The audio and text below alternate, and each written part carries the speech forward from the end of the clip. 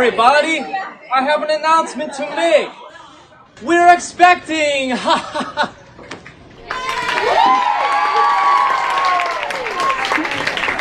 a lot, bye!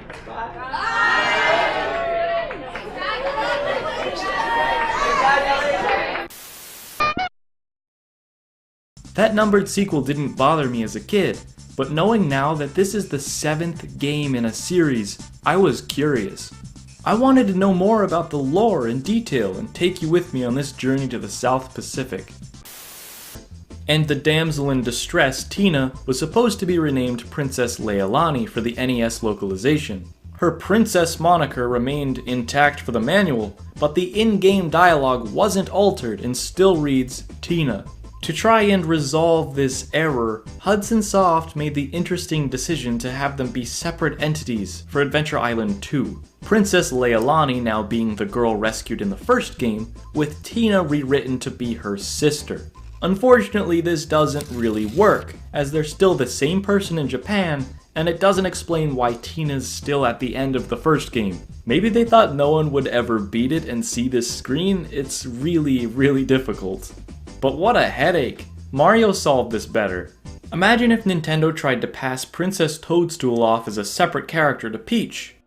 The whole Tina name debacle doesn't even end there. Adventure Island 3 sees Higgins rescuing a different woman named Genie Jungle. A fourth Famicom, Japanese NES only game, has Tina again as the love interest, and there's a TurboGrafx 16 game in which Higgins and Tina actually get married. Aw, look at how sweet that is. But with that, there's just 2 games left that aren't remakes, and they're on the Super Nintendo. The first of these, Super Adventure Island, has Genie Jungle weirdly return, only to be replaced again in the sequel, with Tina and Higgins rightfully shown to be honeymooning, presumably immediately after the events of New Adventure Island. But get this, the manual reads, and I quote, "After a disastrous relationship with Jungle Jane, Master Higgins finally finds true happiness with his new love, Tina." Okay, that's it. First of all, who is Jungle Jane? Is she mistranslated as Genie Jungle? That'd make sense since this is a follow-up in name, unless they're out of order and there's a timeline like Zelda. And what is going on behind the scenes for it to have been a disastrous relationship? Every end screen for Adventure Island shows Higgins happily with his girl, snuggling, getting a kiss. Am I missing some statement on the futility of lasting love? Is Takahashi some womanizer in real life? My official Thane Gaming headcanon is that the islands these games take place on have some sort of women's sisterhood tribe that all look eerily similar, and Higgins just got unlucky with each after the credits, except for his destiny, Tina. At this point, I just want to say, maybe this is why the series doesn't have a wiki.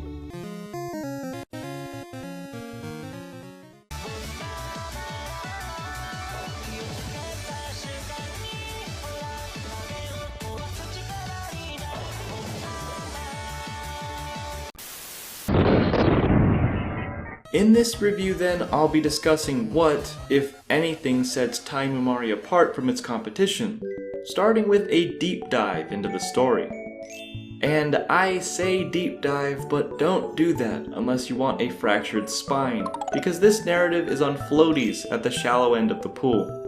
That is to say, there isn't much to it, and it kind of sinks.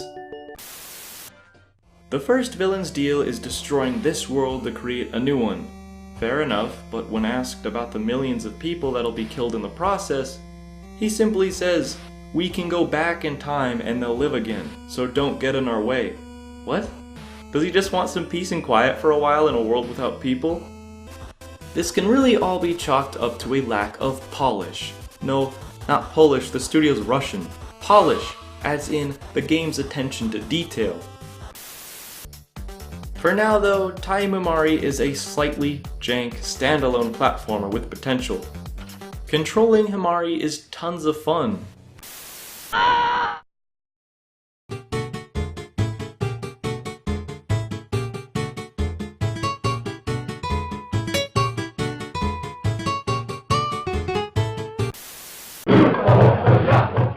Anybody unfortunate enough to pass by this man will be prompted to answer his question of what their blood type is. Anything other than a type O response will result in Dr. Dandy forcibly stabbing them with his needle, extracting their blood, and then proceeding to drink it himself. Very disturbing indeed, but like any NPC in the game, he can be helped in exchange for a kiss. This person isn't a patient, rather a man that pursues dressing up in a latex gimp suit with chains and hangs from the ceiling. His saying of the day is, "Painful and challenging but feels good." And apparently his favorite hobby is baseball. Establishing at least a better relationship with the sea of faces we pass by each day. That's the moral this game proposes. However, humankind cannot learn a thing without physical consequence, and inflicting that is rather fun. So as a collective karmic entity, we must cleanse the earth for a high score.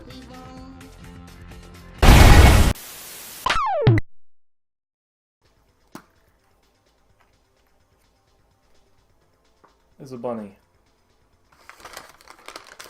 And my prediction was right. It is a boxed game, and it is a Famicom game.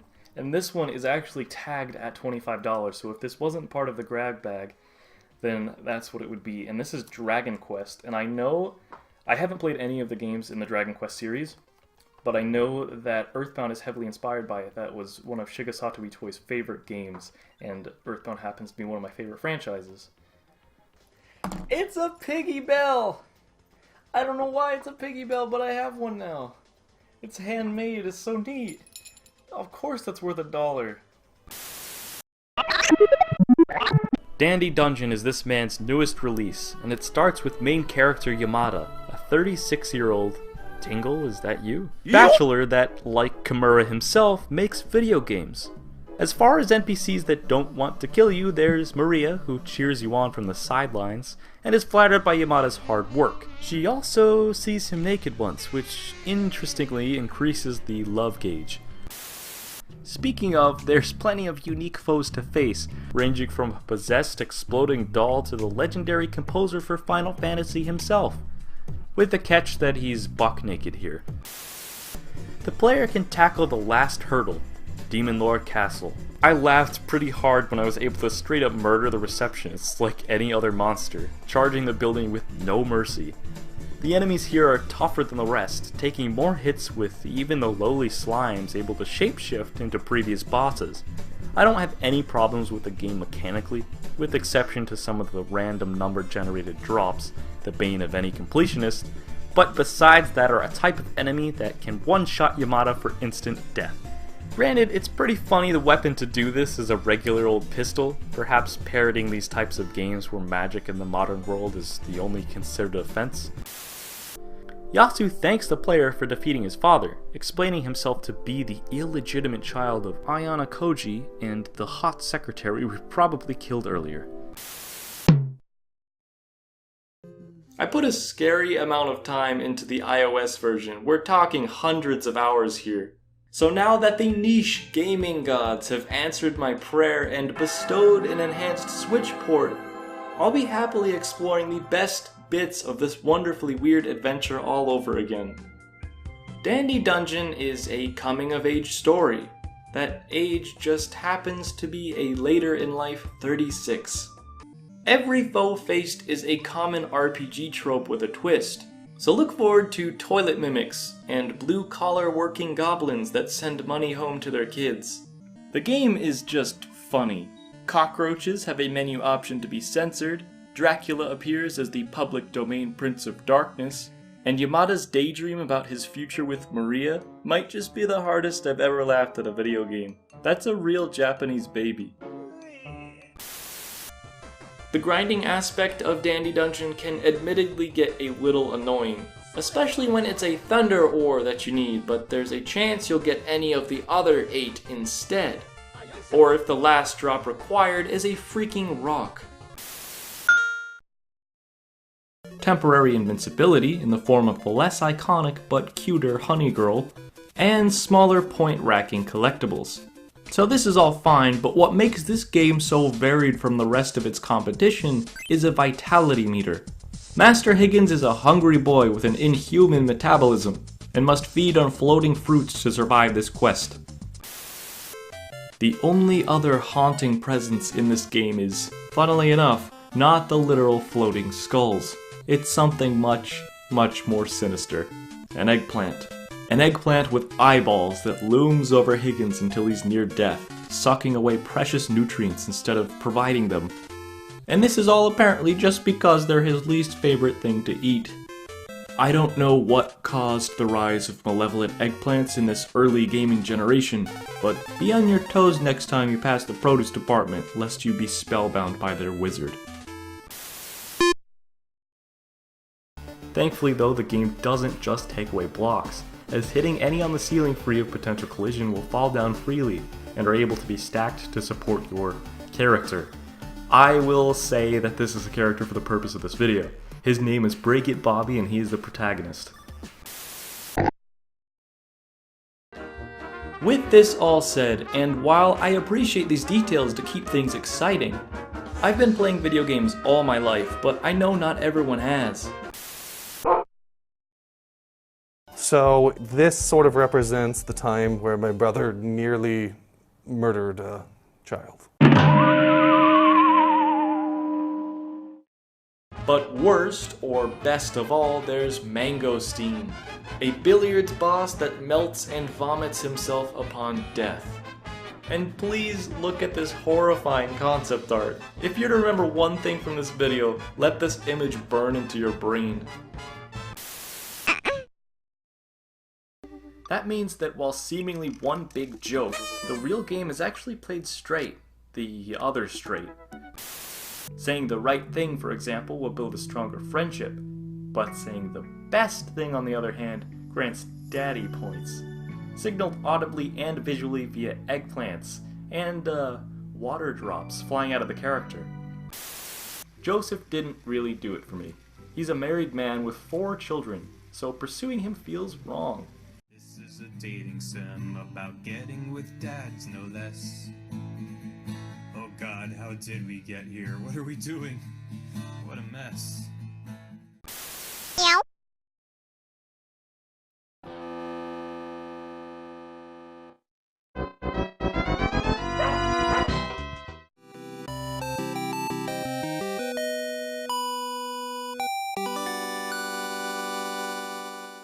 Hi everyone! The episode also feels very much like an action-adventure RPG, and aesthetically like a world from Super Mario, complete with the hills in the background sporting smiling, happy faces. I say get your picnic lunch ready for now, and take a gander, while I explain what makes Untitled Goose Game worth dipping your webbed feet or rake into. The best kinds of video games allow for a little mischief making. We can't always be heroic, right? So in between restoring balance and saving kingdoms, please let me destroy these plum trees that give your life meaning. Discovering new and interesting ways to bother NPCs is my favorite pastime. So imagine my utter joy when a game channels the energy of both jumping on the heads of innocent townsfolk and incessantly blaring my car's horn for no reason other than to be obnoxious. The fun here stems from the creative ways in which you can cause misfortune by interacting with this world and its physics. You're a one-goose gaggle on a sadistic streak. Controlling our feathered fiend is just fine. The way you run, or the way of the waddle, takes getting used to, but you'll become a fledgling of finesse soon enough. Getting back to control, it's important to note that there's a button mapped exclusively for honking, which is the second best dedicated action next to Lack of Love on the Dreamcast and its button for urinating. I'm amazed at just how much work was put into giving all these objects unique interactivity, for expanded gameplay or simple laughs.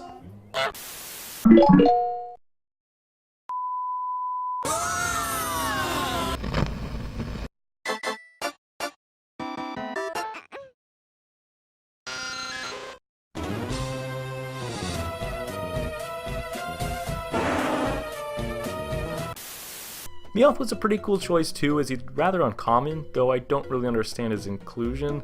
He's not a black cat, so wouldn't fit under the superstition field. And he's not a scary Pokemon at all, except for that voice acting. I got some personal business to take care of. Huh?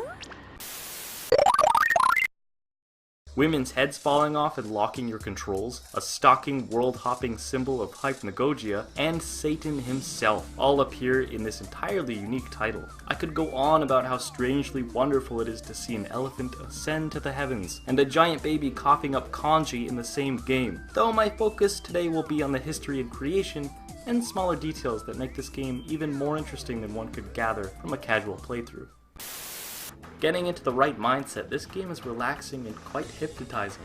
Accepting the limited controls and simply letting yourself get lost in these worlds, it can allow for a really immersive experience.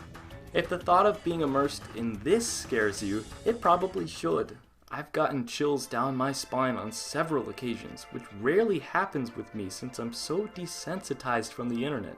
If you want a very different experience, unlike any video game before or since, LSD might just open your mind a bit, and not the drug, the game.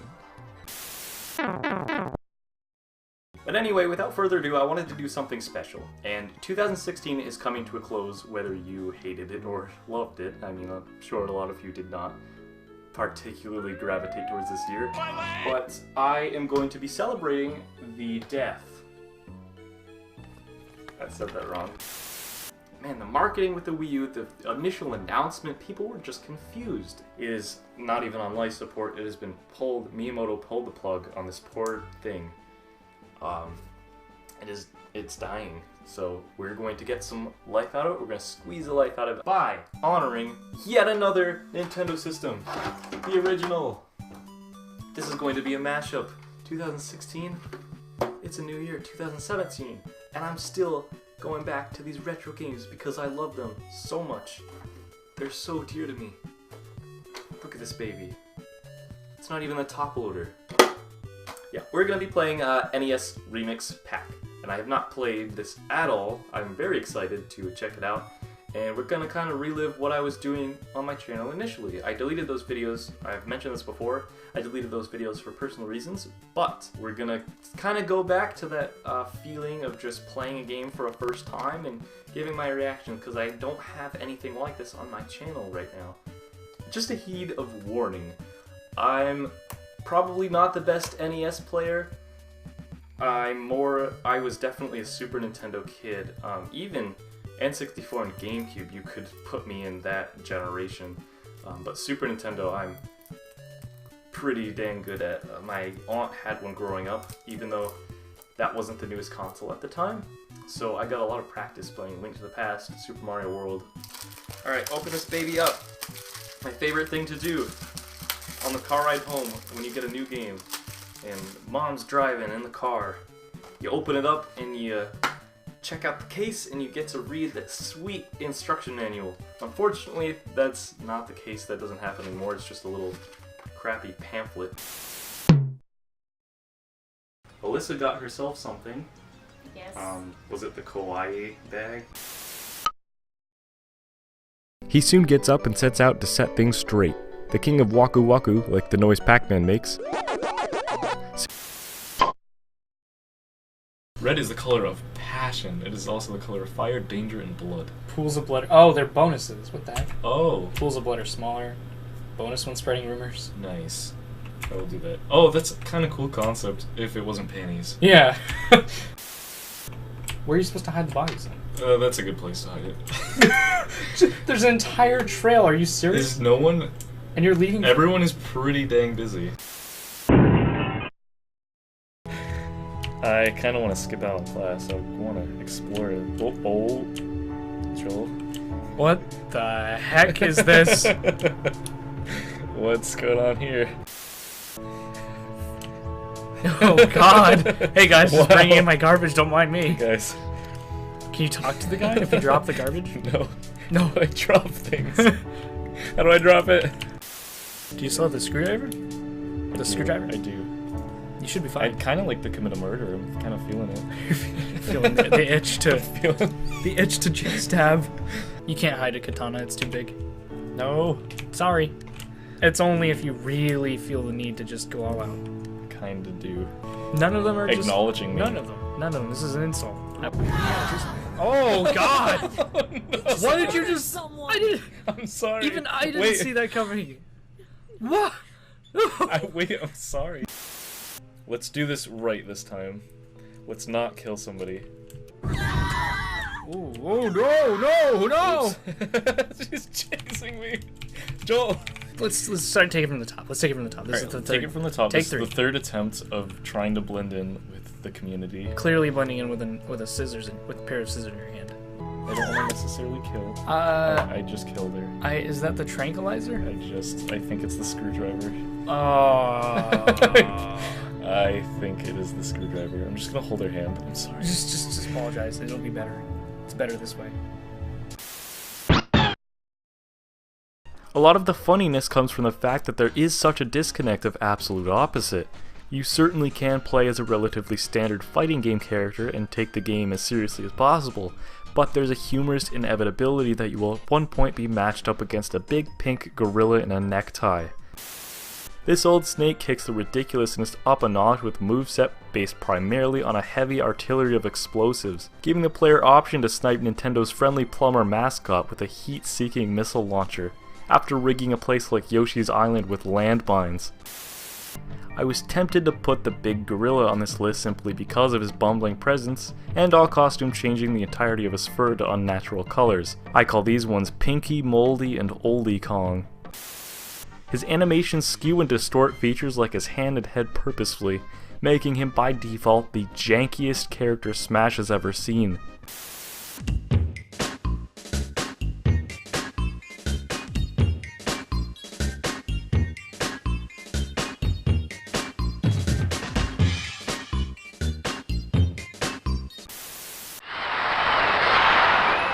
Adding Stage Builder will just give me even more reason to squeeze the hours out of this ultimate cocktail.